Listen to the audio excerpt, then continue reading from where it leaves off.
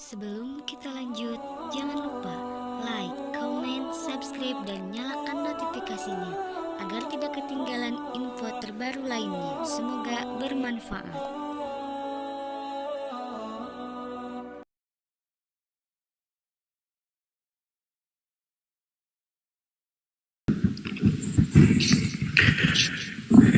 Iya, Kristen itu konon orang yang percaya kepada Kristus, orang yang mengikuti Kristus. Nah, kita mau mendeteksi Kristus mana yang diikuti oleh Kristen selama 2000 tahun. Ketika anak Maria berkata di dalam Matius 24, jadi apabila ada orang berkata kepadamu ada Mesias di sini, ada Mesias di sana, jangan kamu percaya.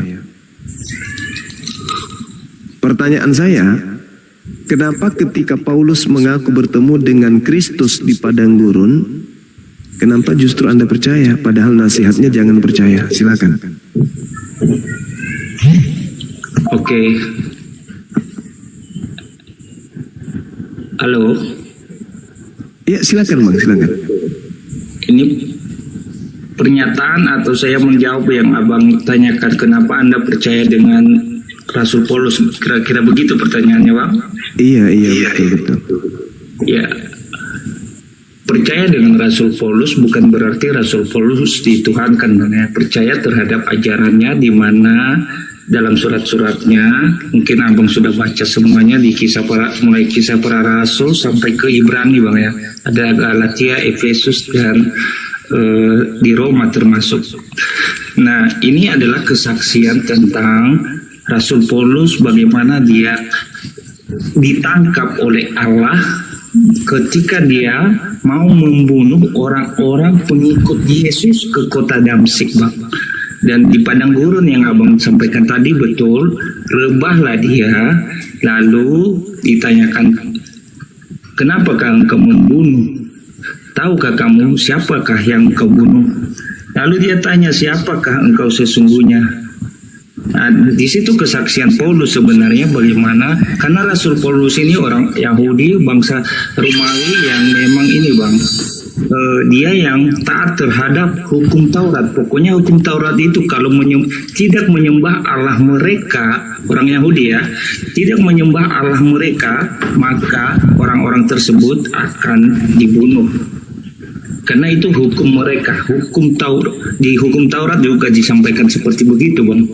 Dan itu yang dilakukan oleh Rasul Paulus. Dia membunuh ribuan orang pengikut Yesus pada saat itu. Nah, ketika dia ke kota Damsyik, di tengah jalan terpancarlah cahaya terang dan rebahlah mereka. Sebenarnya bukan sendiri, yang namanya pasukan Romawi, pasukan orang-orang imam-imam besar yang diperintahkan, itu bukan hanya sendiri, Bang, mereka untuk membunuh. Tetapi yang namanya kepala, ketua, atau pimpinan puncaknya adalah Rasul Paulus. Maka Rasul Paulus dikatakan dia membunuh orang-orang yang percaya kepada Kristus. Nah, itu adalah kesaksian dirinya bagaimana dia bertemu dengan Yesus, Bang. Sesungguhnya seperti begitu. Nah, perintah Yesusnya apa, Bang? Percaya atau jangan percaya kalau ada yang mengaku bertemu dengan aku di padang gurun? Perintah Yesus kepada Rasul Paulus ketika dia bukan perintah Yesus kepada Paulus, Bang. Oke. Perintah Yesus kepada murid-muridnya agar jangan percaya kalau ada orang mengaku bertemu dengan dirinya di padang gurun. Nah, ketika kemudian mereka mendengarkan nasihat Yesus, jangan percaya kalau ada yang mengaku bertemu dengan Kristus di padang gurun, berarti mereka dilarang percaya kepada Paulus. Pertanyaan saya, kenapa justru Anda percaya kepada Paulus, Bang? Kan perintahnya jangan kamu percaya.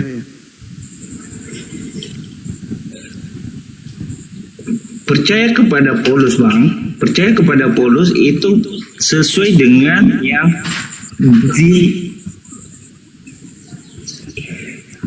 yang sudah masuk di dalam dirinya tentang Yesus itu sendiri, bukan percaya dia sebagai Tuhan Bang ya. Itu dia hanya menunjukkan dirinya bahwa saya ketemu Tuhan seperti begini. Begitu juga dengan surat-suratnya ini sebenarnya mulai dari kisah para rasul Bang, itu menceritakan tentang rasul-rasul karena dia tidak ketemu Yesus, beda dengan yang 12 orang Bang. Iya, maksudnya tidak diajarkan. Kita ulang kembali. Yesus mengatakan kepada muridnya, jadi apabila ada orang mengatakan Mesias ada di sini, Mesias ada di sana, jangan kamu percaya. Camkanlah, aku telah mengatakannya terlebih dahulu kepadamu. Jadi bila ada orang berkata bertemu dengan Kristus di padang gurun dan bertemu dengan Yesus di dalam bilik penjara atau bilik rahasia, jangan kamu percaya. Pertanyaan saya, kenapa Anda tidak mendengarkan Yesus untuk tidak percaya kepada Paulus? Kenapa justru Anda melanggar perintah itu, Bang? Oke, Bang. Ya. Itu perintah Yesus kepada murid-muridnya, karena ketika murid-muridnya mulai goyah, Yesus ini tahu bahwa nanti akan goyah iman murid-muridnya, Bang. Ya, ketika dia memperingati bahwa nanti akan ada Mesias-Mesias lain, waspadalah terhadap mereka. Nah, ada ajaran yang sesat yang di luar dari ajaran Yesus itu sendiri. Jadi jangan percaya terhadap itu. Nah, kita merujuk kepada Rasul Paulus yang Abang tanya, apakah Rasul Paulus ini bertentangan dengan ajaran Yesus yang diajarkan Yesus kepada murid-muridnya gitu, Bang. Saudara, jadi nanti kita bisa itu tidak berbicara. Yesus tidak berbicara bertentangan atau tidak bertentangan. Yesus mengatakan kalau ada orang yang mengaku bertemu dengan Kristus, perintahnya apa? Jangan kamu percaya. Mau dia tidak bertentangan atau bertentangan, perintahnya jangan percaya, Bang. Betul nggak? Ya. Terus kenapa Anda? Palsu. Ya. Terus kenapa Anda percaya kepada Paulus? Kan perintahnya jangan percaya. Nah, ini kan beda topiknya ya Bang ya. Bukan saya sampaikan tadi bahwa saya bukan percaya atau mengimani atau menuhankan Rasul Paulus. Tetap dalam koridor iman kita sebagai orang yang percaya kepada Allah ditunjukkan kepada Yesus, Bang. Jadi bukan percaya kepada Rasul Paulus, Bang. Kan perintahnya jangan percaya kalau ada yang mengaku bertemu dengan Kristus di padang gurun. Betul nggak? Betul itu. Nah, terus kenapa Anda percaya? Ketika Paulus mengaku bertemu dengan Kristus di padang gurun, kenapa Anda percaya? Kan perintahnya jangan percaya, Bang. Betul. Nah, terus kenapa Anda percaya? Karena ketika ketemu Rasul Paulus, Bang, ini ya, ini dalam koridor dia masih di dunia, Yesus bercerita itu kepada murid-muridnya, Bang ya. Jadi ada tahap-tahapnya waktu dia menyampaikan itu. Ketika nanti ada orang yang mengaku Mesias di sana, di gunung, di bukit dan di padang gurun, jangan percaya. Bahkan mereka bisa melakukan juga mukjizat-mukjizat yang seperti yang saya lakukan gitu ya. Betul. Pertanyaannya kenapa Anda percaya? Nah, perintahnya jangan percaya. Betul, Bang, betul. Rasul Paulus dia tidak ya, Rasul Paulus, Bang ya.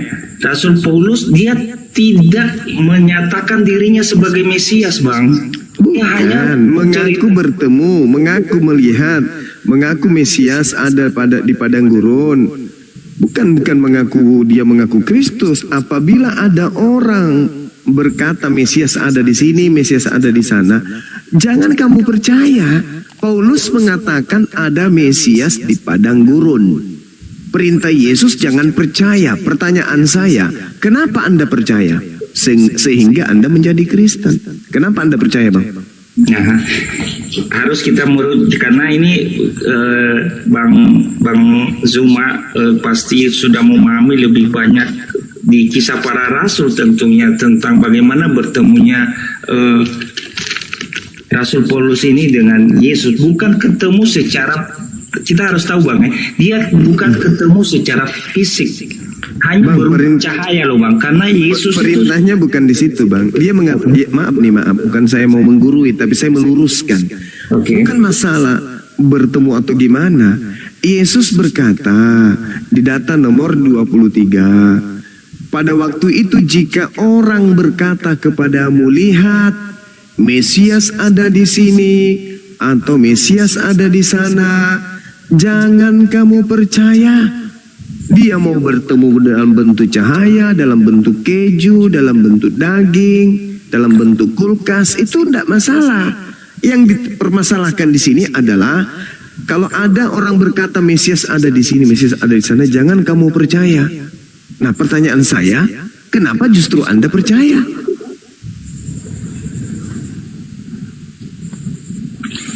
Percaya di dalam hal ini, Bang, menuhankan apa yang dibilang ada Mesias di sana. Itu yang dimaksud oleh Yesus. Iya. Gitu. Pertanyaan saya, Yesus memerintahkan percaya atau jangan percaya, Bang? Jangan percaya kepada Mesias. Iya, ada Mesias palsu, Bang. Betul. Bukan. Itu ada Jangan percaya kalau ada orang berkata Mesias ada di sana. Pertanyaan saya, kenapa Anda percaya? Kan nasihatnya jangan percaya.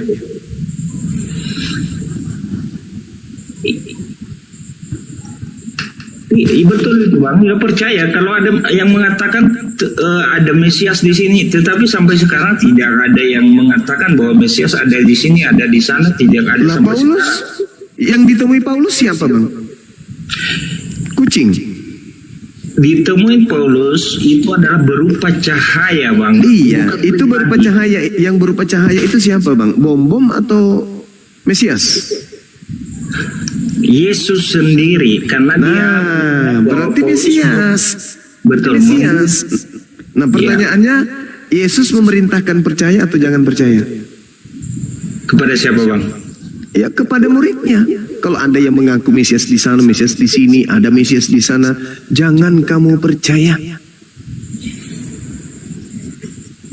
Lantas kenapa Anda percaya? Sampai Anda menjadi Kristen sekarang, umat bingung. Umat yang berada kebingungan. Jawab aja, Bang, suka-suka gitu loh. Selesai sudah kalau gitu.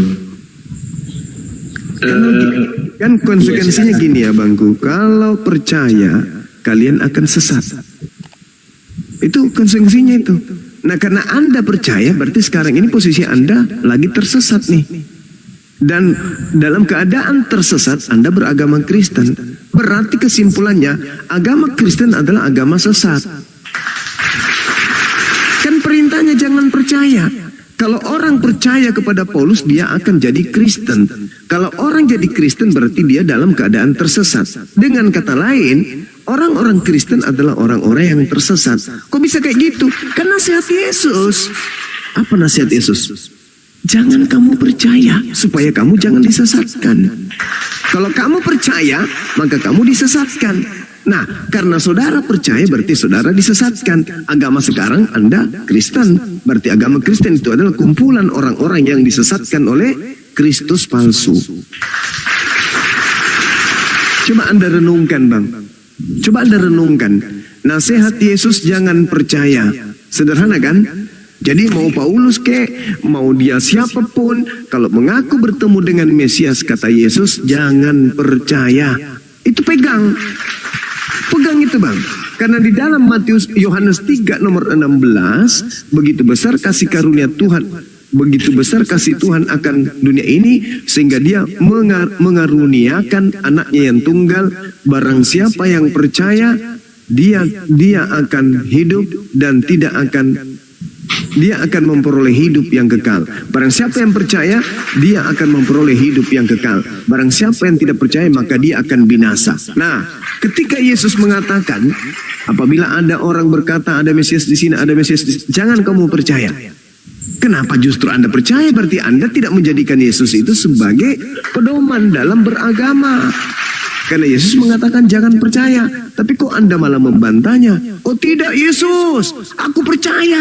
Yang datang kepada Paulus itu adalah kamu. Karena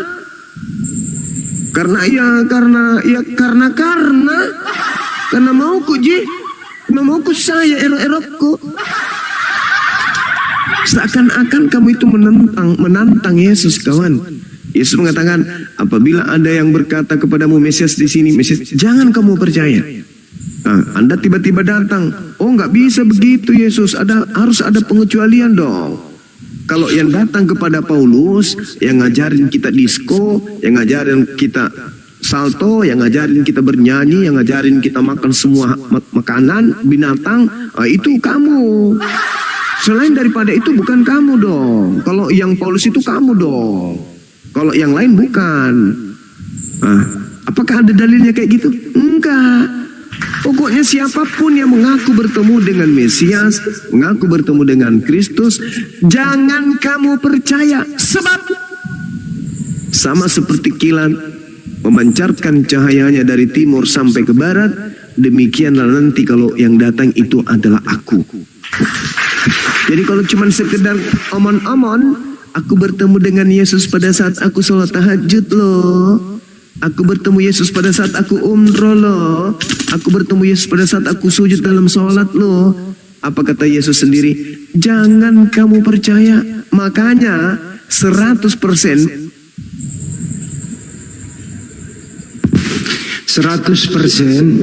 orang yang mengaku pernah ketemu Yesus dimanapun dia berada, baik di dalam kamar maupun di luar kamar, mau di lapangan maupun apapun itu, dia mengaku bertemu dengan Yesus. Yesus berkata, jangan kau percaya. Artinya yang ketemu sama mereka ini yang mengaku mimpi ketemu Yesus, Yesus palsu, alias sibilisis. Itu kira-kira kesimpulannya. Enak kan sambungin suaranya Banyuma? Iya, silakan. Itu kan narasi dari Abang itu sah-sah saja menurut pengertian yang diilhamkan kepada Abang tentang firman yang Abang baca. Tetapi saya hanya mau menyampaikan bahwa kalau Abang mau ingin lebih dalam lagi, jangan dipotong ayat per ayat. Sebenarnya yang Abang sampaikan itu waspadalah kepada nabi-nabi palsu. Nanti ada Mesias di... Bukan itu bang, ada orang mimpi nih, banyak loh Kristen mimpi ketemu Yesus. Anda percaya nggak mimpi dia itu? Teman-teman kamu itu Kristen, Anda percaya nggak dia ketemu Yesus beneran tuh? Tergantung dia mimpinya seperti apa. Ketemu Yesus. Silakan, sah-sah saja bang, nggak ada masalah itu. Abang pun berarti Anda tidak setuju dengan statement Yesus, jangan percaya. Nah, jangan percaya, jangan menuhankan loh bang. Jadi ini penafsiran lagi. Mesias yang ini soal ketemu Yesus bang, bukan masalah menuangkan dulu. Yesus berkata, jangan kau percaya apabila ada orang mengaku ketemu aku nih. Ini bahasa sederhananya. Iya. Gitu ya. Paulus jalan di sana di Damsik mengaku ketemu Yesus. Ya. Kenapa Anda percaya? Itu kan pengakuannya dia bang. Siapa yang mana yang benar nih? Pengakuan Paulus ketemu Yesus atau pengakuan Yesus jangan percaya? Pengakuan Rasul Paulus ketika ketemu dengan Yesus. Oke, berarti Anda percaya Paulus, Anda tidak percaya Yesus, betul? Nah, Abang dari narasi bahwa percaya kepada Rasul Paulus atau kepada Yesus. Gini aja dulu bang, bahasa Indonesia. Kalau ada kata, jangan kamu percaya, pertanyaannya adalah A, percaya, B, tidak percaya. Oke. Dijawab dulu di bahasa Indonesia ya bang, hilangkan dulu teologinya, hilangkan dulu kepercayaan Anda. Ini bahasa Indonesia dulu. Bapak guru bertanya kepada muridku semua, jangan kau percaya artinya adalah A, percaya, B, tidak percaya. Silakan jawab. Pertanyaan percaya dan tidak percaya. Coba, ini bahasa Indonesia nih, coba sama netizen aja deh, lo mau ikut jawab apa enggak? Anak-anakku sekalian, Bapak guru mengajari anak-anakku belajar bahasa Indonesia. Ada kata, jangan kamu percaya. Pengertian jangan kamu percaya adalah A, percaya, B, tidak percaya. Silakan jawab anak-anak semuanya. Lanjut Bang Juma. Ya itulah Bang, dikatakan waspadalah kepada penyesat. Kan nasihat Yesus kan waspadalah kepada penyesat. Kalau Anda tidak waspada kepada penyesat, akibatnya fatal. Anda akan disesatkan. Kalau orang sudah disesatkan Bang, hatinya buta, matanya buta, kupingnya tuli, itu karena dia sudah disesatkan. Kan kata sesat itu adalah buta Bang, tidak melihat. Disesatkan artinya dibutakan. Bayangkan fatalnya Anda dibutakan. Nasihatnya jangan percaya. Anda terjemahkan apa? Anda mendefinisikan apa itu? Anda mengartikan apa kemudian? Anda memaknai apa? Jangan percaya. Anda mengatakan percaya. Antara jangan percaya dan percaya, itu artinya Anda sudah disesatkan.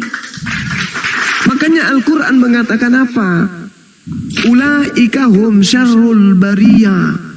Kenapa orang-orang kafir ini disebut seburuk-buruknya makhluk?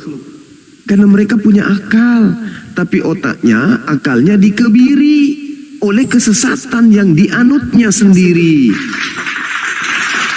Innalladzina kafaru min ahlil kitabi wal musyrikina fi nari jahannam. Mereka memang sudah pantas untuk ke neraka jahannam. Yukhadi'una allaha walladzina amanu wa ma yakhda'una illa anfusahum wa ma yash'urun. Mereka orang-orang sesat ini ingin menipu Allah, ingin menipu orang beriman, tapi sesungguhnya mereka hanya menipu diri mereka sendiri. Kenapa demikian? Fi qulubihim marad fazadahumullahu marad. Disebabkan karena dalam hati mereka ada penyakit. Kenapa dalam hati mereka ada penyakit? Karena percaya kepada iblis. Padahal Yesus sudah menasihati. Kalau Nabi Muhammad kan sudah jelas, ya ayyuhalladzina amanu ku anfusakum wa ahlikum nara. Tapi tidak mungkin Anda percaya kepada Nabi Muhammad. Maka yang harusnya Anda percaya adalah Yesus. Tapi faktanya, karena saking sesatnya, Yesus pun Anda tidak percayai Bang. Yesus mengatakan, apabila ada orang berkata, lihat Mesias ada di sana, Mesias ada di sini. Apa kata Yesus? Jangan kamu percaya. Kenapa Anda percaya ketika Paulus mengaku bertemu dengan Kristus?